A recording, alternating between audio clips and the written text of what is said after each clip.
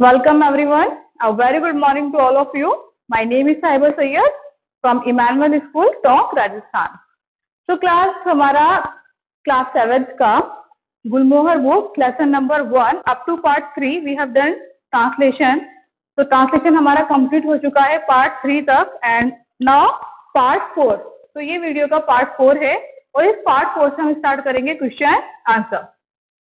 First and most importantly I want to tell you one thing. Okay, lesson के बाद जो आपके vocabulary है, ग्रामर एक्सरसाइजेस हैं, क्वेश्चन आंसर हैं, उस सब में हम फिलहाल और इस ऑनलाइन प्लेटफॉर्म पे ऑनलाइन क्लासेस में जो क्वेश्चन आंसर हैं या फिर कोई और फिल इन द ब्लैंक और ट्रू फॉल्स जो इस लेसन से रिलेटेड है उसको करेंगे. और जो इसका ग्रामर पार्ट है वो हम इंग्लिश सेकंड के साथ में करेंगे. कोई भी ग्रामर अगर इसका पार्ट है, टेंसेस हैं, क्लॉजेस हैं, फ्रेजेस, इडियम्स एक्सेट्रा. ओके, तो इस पार्ट में हम ऑनलाइन क्लास में हम रीडिंग करेंगे, ट्रांसलेशन करेंगे एंड देन क्वेश्चन आंसर करेंगे. तो आज हम स्टार्ट करते हैं हमारा. ठीक है, यहाँ से हम स्टार्ट कर रहे हैं हमारे question answer lesson number 1. Workshop done. तो वर्कशॉप आप कर चुके हैं नोटबुक में. आई होप आपने लर्न भी किया हो. रिटर्न वर्क तो आप सबने क्वेरी ग्रुप में सबमिट कर दिया and those have not submitted please submit your work as soon as possible. Okay, and आज हम क्वेश्चन आंसर स्टार्ट करेंगे, वो भी आपको फेयर नोटबुक में करना है. Write down question with black pen and answer with blue pen. Same pattern जो आपने इससे पहले 6th और 5th स्टैंडर्ड में फॉलो किया था. ओके क्लास, तो यहाँ से हम स्टार्ट करते हैं. So statement 1 is, my friend were fond of practical jokes. I do not care to know people who are not. तो इस स्टेटमेंट का क्वेश्चन नंबर 1 है. From the second sentence, what do you think the speaker valued in his friends? क्या speaker को अपने friends का जो शौक़ है उसकी कोई वैल्यू है, उसको पसंद है या नहीं है? इस स्टेटमेंट से आप क्या समझते हैं? Yes, so the answer is yes. The speaker valued in his friends and fun loving nature of his friends. उसको अपने फ्रेंड्स की ये जो फन लविंग नेचर है इसकी कद्र है, उसकी वैल्यू करता है वो. His friends were fond of practical jokes. इसके फ्रेंड को प्रैक्टिकल जोक पसंद है. Narrator doesn't object to it, और नरेटर को इस चीज़ से कोई प्रॉब्लम भी नहीं है. As he said, I do not care to know people who are not. और इसी बात से पता चलता है कि जिन लोगों को प्रैक्टिकल जोक पसंद नहीं है, नरेटर को उनसे कोई मतलब नहीं है, ना वो उनके बारे में कुछ जानना चाहते हैं. सो यस, नरेटर को अपने फ्रेंड्स की प्रैक्टिकल जोक अच्छे लगते हैं और वो अपने फ्रेंड्स की वैल्यू भी करते हैं. सो इस स्टेटमेंट का अब है part B. Can you find any evidence in the text that support the first statement? तो फर्स्ट स्टेटमेंट को सपोर्ट करने के लिए, यानी कि हाँ वो फॉन्ड ऑफ जोक्स हैं, कैसे बता सकते हैं आप ये बात? सो स्टेटमेंट 1 जो सपोर्ट करती है, आंसर है evidence are as follow. Evidence number 1 क्या है? Entire evening everyone laughed. वो लोग आपको पता ही हंसते ही रहे, बहुत ज़्यादा ओवर जोवियल हो रहे थे. Second, whole household came to accompany the narrator to his room. Room तक उसको छोड़ने के लिए आते हैं रात को गुड नाइट बोलने. All friends were laughing and whispering in the corridor. और फुसफुसाहट की और हंसने की आवाज़ रात देर तक उनको आती रहती है. सो कोई प्रैंक था जो वो प्लान कर रहे थे. Okay, statement 2 now. Which at once made me rather suspicious.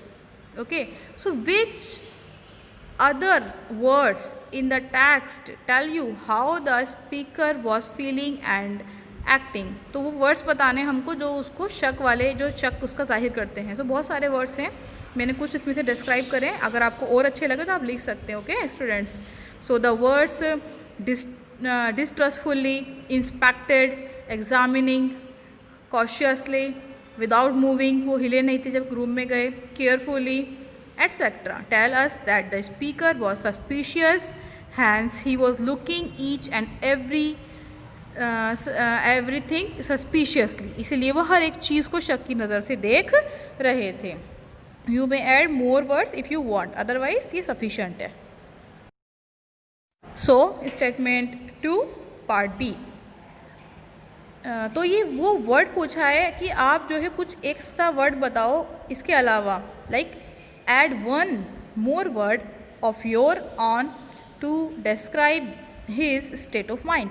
State of mind यानी उस टाइम उनके दिमाग में क्या चल रहा है, उनकी सिचुएशन को बताने के लिए कोई वर्ड अगर आप बताएं अपनी मर्ज़ी से तो क्या बताएंगे। सो कन्फ्यूज थे वो बहुत ज़्यादा, और परप्लेक्स, दोनों ही अच्छे वर्ड हैं। Perplex means also confuse. Okay, now statement 3, look out old parrot, they have something in store for you. So question number 1, another meaning of parrot is to find something by searching carefully. किसी चीज़ को ध्यान से search करना, उसके लिए parrot word use करा जाता है। What do you think the speaker called himself parrot? Speaker खुद को ही पैरेट क्यों कह रहे हैं, आपको ऐसा क्यों लगता है? So answer is on reaching पैकार्डी, जब वो पैकार्डी पहुँचे, he was grandly welcomed by his friends. उनके दोस्तों ने उनका बहुत अच्छे से स्वागत किया। They gave narrator a lots of attention, ऐसा रह गया यहाँ पे, और लॉट्स ऑफ अटेंशन, उन्होंने बहुत सारी अटेंशन दी, which at once made him rather suspicious, जिससे उनको और ज़्यादा शक होने लगा। एज ही न्यू, और वो पहले से इस बात से अवेयर थे, his friend were fond of practical joke, मेरे फ्रेंड्स को प्रैक्टिकल जोक बहुत पसंद है। So he wanted to know their prank, इसीलिए वो उनका प्रैंक जानना चाहते थे, उसी की खोज में लगे हुए थे। दैट इज़ वाई, और इसीलिए ही कॉल हिमसेल्फ अ पैरेट, वो अपने आप को एक पैरेट कहते हैं। तो खोज में लगे हुए हैं तो पैरेट ही तो हुए ना, सर्च, तो ये एक सर्च में है। किस चीज़ की सर्च में? कि मेरे फ्रेंड्स ने क्या प्रैंक प्लान किया है। सिंपल आंसर है, थोड़ा बड़ा है बट ईजी टू अंडरस्टैंड है, लैंग्वेज ईजी है। Now same statement 3, question B, what did he think his friends had in store for him? क्या चीज़ थी उनके दिमागों में, किस चीज़ की खिचड़ी पक रही थी, क्या सोचा नरेटर ने? He was well aware that his friends must had planned a prank at narrator's expense. वो ये समझ चुके थे कि अब इन्होंने कोई प्रैंक प्लान करा है, वो भी नरेटर के लिए। Because they were laughing and whispering, क्योंकि उनके हंसने और उनके फुसफुसाहट कर बात करने के तरीके से नरेटर इस चीज़ को समझ चुके थे कि कोई ना कोई प्रैंक मेरे फ्रेंड्स ने मेरे लिए प्लान किया है। Okay, so this is last question, आज के होमवर्क का ये लास्ट क्वेश्चन है। Once inside his room, how did speaker moved and act why? जब वो रूम में गए तो कैसे एक्ट कर रहे थे? Once inside his room the speaker moved with short steps, जब वो रूम में जाते हैं तो छोटे छोटे कदमों से चलते हैं क्योंकि वो डरे हुए हैं। किस चीज़ को लेकर? प्रैंक। वेरी केयरफुली, बहुत ध्यान से, एग्जामिनिंग द रूम, और रूम की निरीक्षण करते हैं, हर चीज़ को जांचते हैं। ही इंस्पेक्टेड एवरी आर्टिकल, हर एक आर्टिकल को, हर एक वहाँ पे मौजूद चीज़ को, जैसे कि आपको लेसन याद ही होगा, ceiling, fan, curtains, each and everything, one after the other, एक के बाद एक हर एक चीज़ को जांचते हैं। सो क्लास, आज का वर्क यहीं तक था, question number 1 to 4। I hope आपको समझ में आया होगा। मेरे पढ़ाने की वे में कोई प्रॉब्लम है, कुछ समझ नहीं आ रहा है तो प्लीज़ लेट मी नो, मुझे ये चीज़ बताएं। वर्क में थोड़ा थोड़ा देती हूँ ताकि एफिशिएंटली आप उसको कर सकें, अच्छे से कर सकें।